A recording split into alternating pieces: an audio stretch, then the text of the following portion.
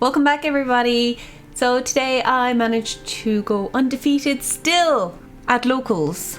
Now, I did get a draw my last round, but that's because we went to time, but I was literally 2 memory away or 1 more turn, but we went into time. Anyway, I have not yet been defeated at locals, which is really cool. And today the list I played was from BT7, so my first time playing this deck. I had like 1 tester game before I brought it to locals, but I was like, fuck it, we're giving it a shot. Like, it's fine.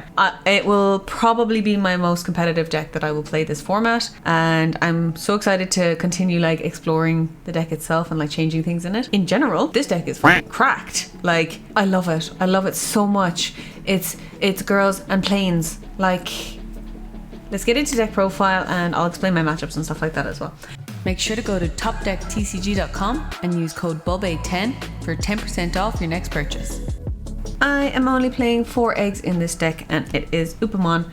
Now, it is very rare that I use up the 4 eggs, funnily enough, but it happens sometimes. It does happen. And especially if it's a yellow versus a yellow deck, then the games just take forever. But it's not the same type of taking forever as a security control. It's actually like there's a lot going on in that time. For Upamon, for your draws, as usual, we always have to have our draws. Then I am playing for Susanomon. It's one of the few rookies I actually play in this deck, because in this deck your Tamers are your rookies. Like, I love that Bandai is trying all of this like really cool stuff, really trying to break the game but at the same time make it. And man, I just love Digimon. Digimon's great. Anyway, for Susanomon, you know, if you're at 3 or less security and it dies, you get to regain a security. So the aim of yellow, as usual, is, you know, recovery, which is lovely. I am playing 1 Cutemon. I say I like to play around the decks. I might bump this up to 2, I might not. I haven't decided yet. I love Cutemon. Cutemon is a necessity when you're playing against hybrids. Then our last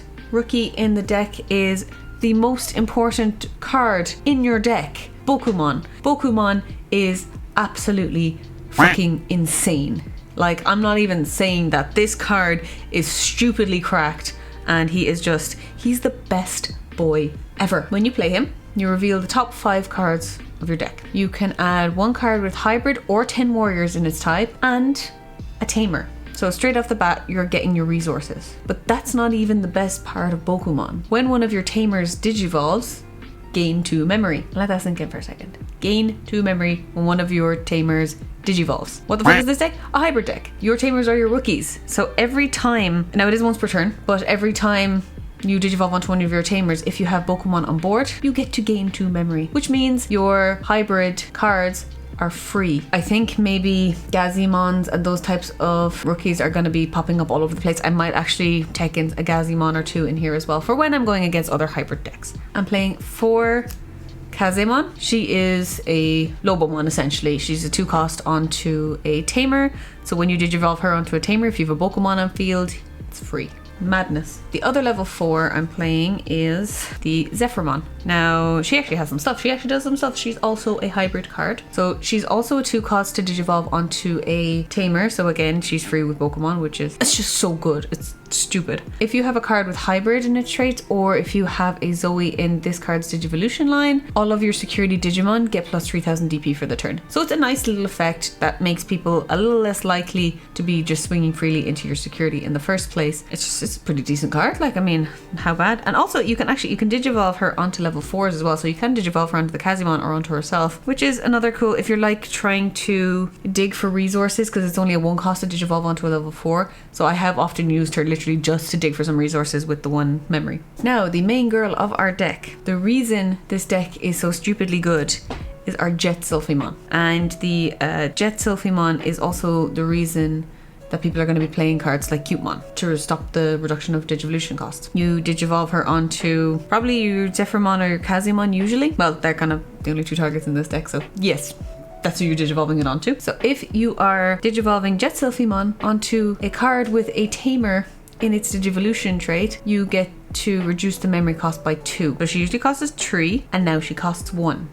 So if you have a Pokemon on field, you're basically getting to your level 5 for 1 memory. That's crazy. A level 5 for 1 memory. And if that wasn't bad enough, if you have a card with hybrid in its trait in the Digivolution line. Recover 1. What is this card? So you're recovering for a cost of 1, you're up at a level 5 and you're recovering. That is insane. She is insane. We love her. Next up, I'm playing 2 Rise Greymon. I decided to put an extra 2 level 5s in the deck. Sometimes you don't see your Jet Sylphimon. I mean, you're only playing 4 level 5s usually. So I just put in the extra 2 Rise Greymon as well. When you Digivolve into him, you can play a Yellow Tamer for free from your hand, but the effects don't go off, which is usually fine because you're just using it as your rookie anyway.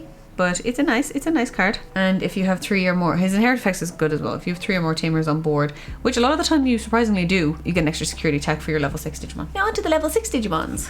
The level 6 Mons. I'm playing 2 Shine Greymon. Shine Grey, for every Tamer you have, is minus 4000 DP to your one of your opponent's Digimon. Now you do have to kind of like stack it up like 4, 4, 4, 4. You can't just like do 2 and 2, but the card's pretty good. That's on Digivolution, and also for each Tamer you have, he's got an extra 1000 DP. He's the removal the deck needs, to be fair. Then today I was playing 2 Dynasmon as well as the 2 Shine Grey. You can trash the top card of your security stack to reveal the top 6 cards and add 2 Digimon with level 6 or lower. And then you have to trash the rest, which isn't actually the worst, and we'll talk about that in just a second. But his second effect is also really good. So if you're at 3 or if you're security, every time a card is removed from your security stack, you get to recover 1. Now that is once per turn, but it's once per your turn and once per your opponent's turn. So it's kind of a cool card, and it does come in clutch quite a bit. I mean, I went up against a Lord Knight player today, and he was taking Dynasmon, and the game was really tough because of Dynasmon. I wouldn't mind, but not my Dynasmon, his Dynasmon. Then I'm playing the 1 Zephyrman. When you Digivolve into him, you get to recover security, and when he gets deleted, you get to recover security. Now, the reason we're okay with stuff being in our trash is this boy, Susanomon. This card is very cool. I was wondering what the big hype was about him for the whole time, but man, like, I have played this card so much and they have to deal with him. So to Digivolve into him, you have 2 ways you can Digivolve into him. You can build a stack and Digivolve onto a level 6. You have a few level 6s you can Digivolve onto, which is great. Or you can take 10 cards that are either a hybrid or a tamer from your trash or from your hand and put them at the bottom of your deck. And then you can Digivolve him for a cost of 7 onto a tamer as if the tamer is a level 6. 1, that stops you kind of decking out a bit. If you're getting to the point where you're decking out, it's actually, you could just drop him and then extend your play. And then when he Digivolves, he gets the deleted dude. Just straight up deleted dude.